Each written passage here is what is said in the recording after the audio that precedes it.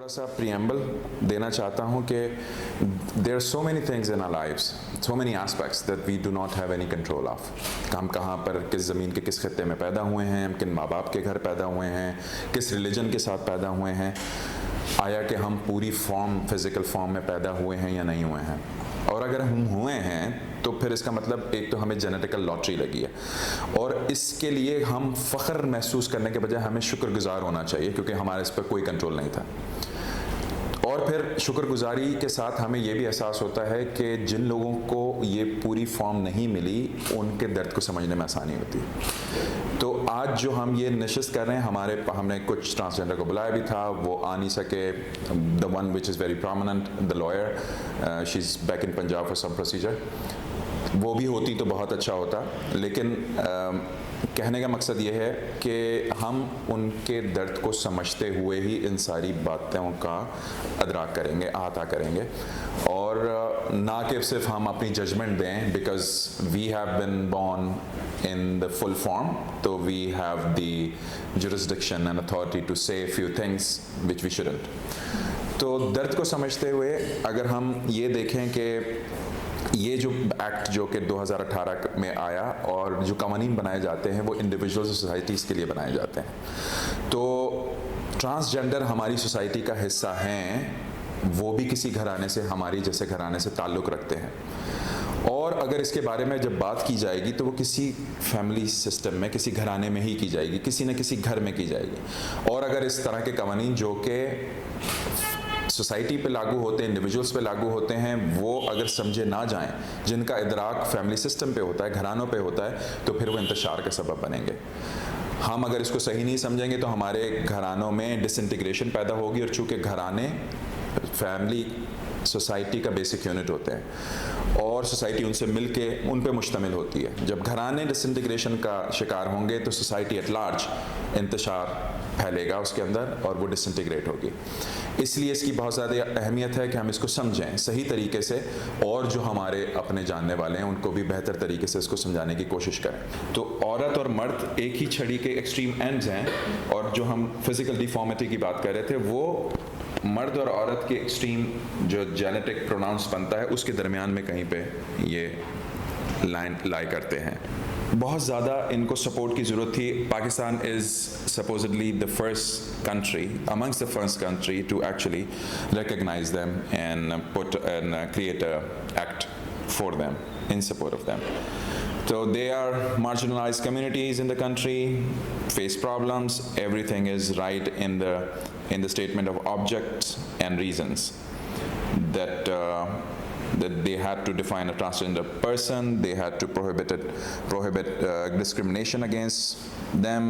They confer right upon transgender persons to be recognized as such and a right to self-perceived gender identity.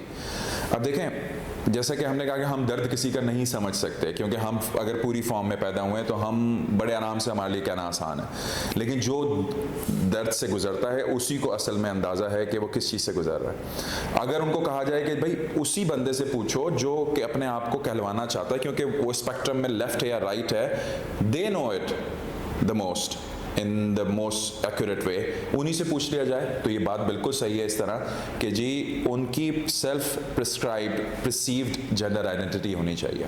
That's okay, agree, I am for that. लेकिन क्या इस mechanism के अंदर कोई इल intentioned person तो इसका फ़ायदा नहीं उठा लेगा?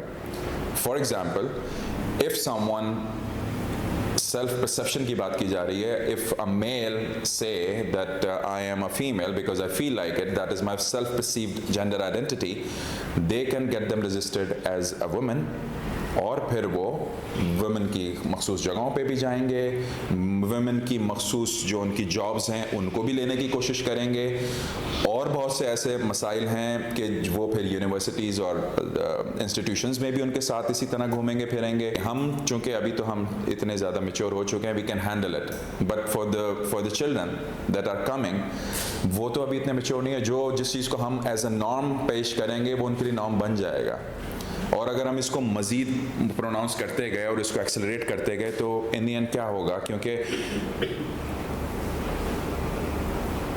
reproduction is the basis of human evolution way forward. The human project that we all are working for, that is only solely it based on reproduction. अगर वो ही नहीं होगी तो फिर हम किस बात की बात कर रहे हैं, कुछ भी नहीं बाकी रहेगा.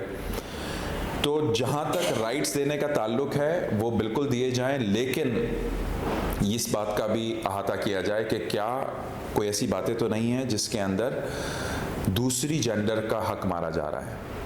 क्या ऐसा तो कुछ नहीं है कि कुछ ill intention people may get benefited out of this whole thing. So the whole act is on top, from top to bottom, it's all okay.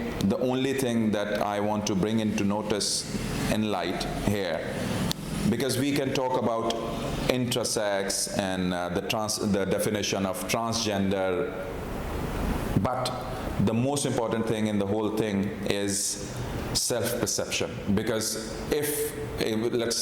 let's see one more example. अगर कोई 50 साल का है और वो कहे कि मेरी सेल्फ परसेप्शन मेरी एज के बारे में 13 साल की है, 16 साल की है, तो क्या हम मान लेंगे कि वो इतने साल का है, कि वो नादरा में जाके अपनी एज चेंज करा सकता है? अगर नहीं, और अगर हम कहें कि हाँ जी हम मान तो नहीं सकते, लेकिन एक तरीका है कि हम इसको डिटर्मिन कर सकते हैं कि आया कि वाकई आप 16 साल के हो या नहीं, हम उसका मेडिकल एग्जामिनेशन करवा सकते हैं. तो जिस तरह उसके लिए मेडिकल एग्जामिनेशन की ज़रूरत है, इसके लिए मेडिकल एग्जामिनेशन की भी ज़रूरत है टू डिटर्मिन कि the person is not taking advantage of the circumstances that this bill has been presented with the good intentions with their own ill intentions. So thank you so much. We can now have an open mic to discuss this in detail, and everyone who has their own opinion about it, they're welcome to share. Shukriya.